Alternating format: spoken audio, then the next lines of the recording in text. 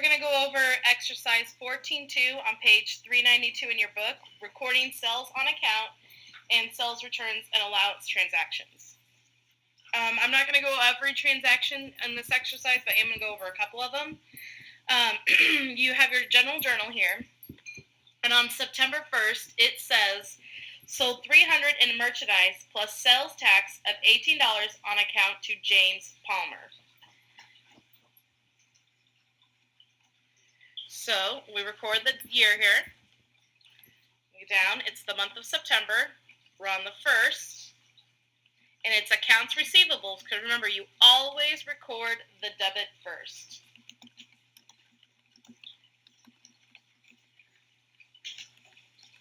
And the amount was for $318. Now, the sales and sales tax need to be recorded separately because they're actually recorded in two different accounts because we have to pay the taxes on it. So we're going to start with sales. And the item was $300.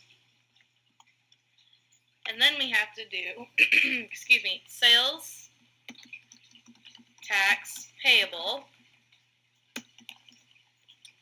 And that's where we record the 18. Again, noticing that we have 318 in debit, 318 in credit. Always debits equals credits. And then underneath, I'm going to move this over. Underneath, we're going to record the sales slip. This is sales slip 101. All right, the next one on September 4th is kind of the same thing, so I'm going to skip it. Next, we're going to go to the 7th, where it says, issued a credit memorandum 15 to James Palmer for the return of $300 on merchandise plus sales tax of $18. So basically, he returned the item. So what we're going to do is kind of the opposite. So you record the date. But it's not sales account that's affected. It's sales returns and allowance. So we're going to go sales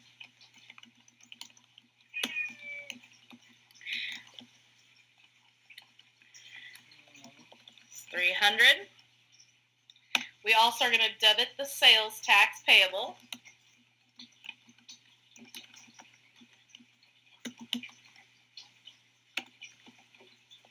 And we're going to credit the accounts receivable account for James Palmer for the full amount of $318.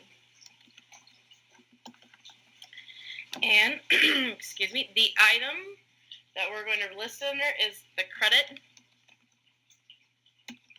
memorandum 15.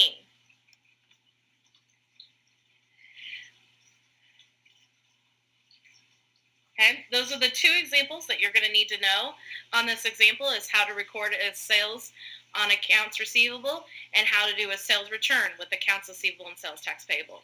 If you have any questions on these two transactions, please make sure that you email me immediately.